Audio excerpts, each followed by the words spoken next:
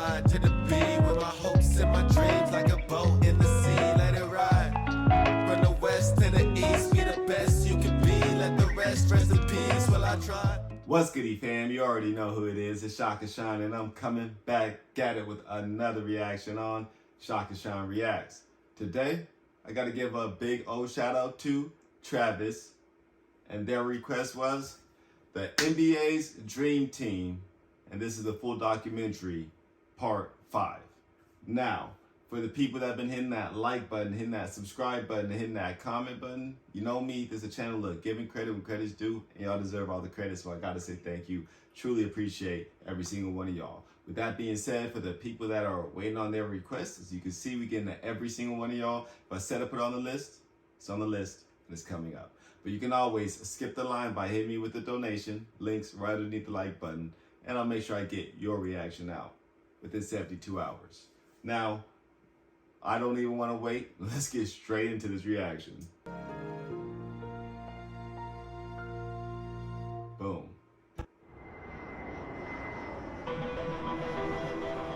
The United States men's basketball team landed in Barcelona for the Olympics on July 24th, 1992.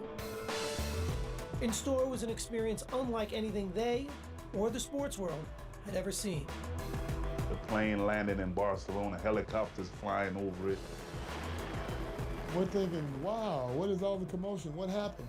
And then we figured out they were there for us. Crazy to be that famous, you know? I don't know if I would actually like it personally. Let me know. Would you like to actually be famous? Like, really think about that. Put it in the comments. Let's have a discussion. That was the first time that we realized how popular and how enormous this thing was. I was like, guys, if we lose, it's going to be like the biggest upset in sports history. Barkley was right. There was no margin for error. A reality the rest of the team openly accepted in their first press conference in Spain. Nice. I know I'm really afraid to fail because I can't go back home if we don't win the gold. Even though I'm from a little small place in Summerfield, those 250 people there said, I can't come back. Barkley, meanwhile, handled an endless barrage of questions as only he could. How did you feel in 1972 Very cocky, is what they're saying. when the Soviet Union beat the United States in that wild game? Well, I had just flunked my entrance exam into kindergarten, so that was the only thing, You know, everybody that has ever been in front of a camera, we tend to not say certain things. Why don't they just take their ass whipping like people and go home? Barkley says things that we would think about and never say. We're gonna have a little revenge in our hearts for 72 and 88. David, well, he can't say that because he's a Christian, but He said, man, you don't talk honestly enough to the media. You need to tell them what you're really thinking. I said, Charles, you talk too much to me. You need to stop telling them everything you're thinking. And when Charles was asked about the team's first opponent, I didn't ever realize that to be real, too, because I've been a Charles Barkley fan forever, but I never really watched his interviews and stuff. And so, yeah, this is all pretty new, and I'm learning a little bit. So hopefully y'all doing the same. his prediction was as honest as ever. I don't know anything about Angola, but Angola's in trouble, I think. And they Just moments ago, the Dream Team boarded the bus outside their hotel along the Ramblas. They're heading for their first matchup in Barcelona with the Angolans. I can remember the first game, the real game, when we came out of the locker room and stepped on the court. And I finally said to myself, I can't believe this, I'm here. At that point, we were in serious Olympic mode. This actually may be the biggest mismatch of the entire Olympics. Barkley off a beautiful feed from Holland, and he drew the foul. And the way that he just stared at him too, Barkley is truly competitive. Magic right. The U.S. with a 46-1 run. 46-1. It was just a tremendous Like atmosphere because there was an appreciation for how great the U.S. players were. After the first half, Barkley's pregame prediction appeared dead on. But in the second, Charles found some trouble. I had players in Angola who play against South Barkley. They told us there's no a kid, a fat boy, is many aggressive in the paint. Rebound Barkley. Rebound Barkley. And he's fouled and shuts David Diaz. Well, Charles getting a... That's because that's how he plays, man. Aggressive. I thought they were playing dirty. And I told old boy, I don't even know if he understood. I said, hey, man, ease up on the elbow. Barkley from Pippen. I let it go twice. You can see the frustration with Barkley. And the next time, I just cracked it. Barkley from Pippen. Straight in his chest. That makes sense. Okay. I have seen this clip before.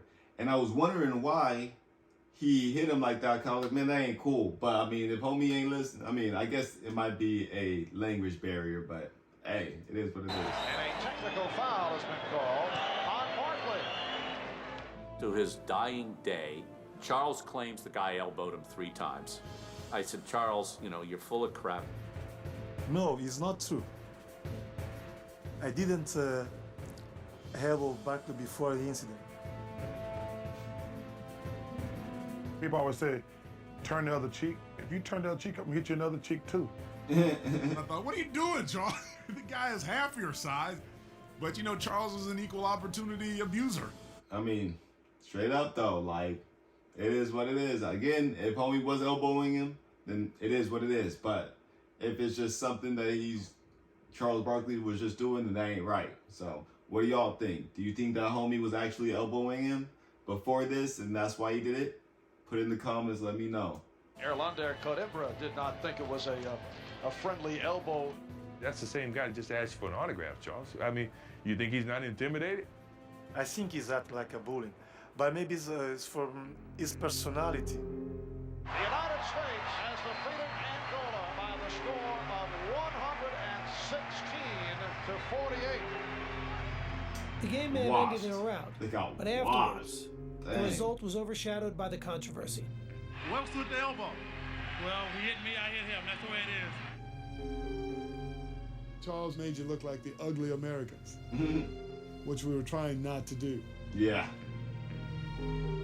And that was part of the thing that he was saying, like, you're not going to have problems with me, right? Like, that's what Charles Barkley was saying. He was like, you're not going to have problems with me, but these are the problems that they did not want to have. We said to Charles, look, man, you're a reflection of all of us. So if you do it, they're not going to write the article that Charles Barkley did. They're going to say the dream team. Mm-hmm.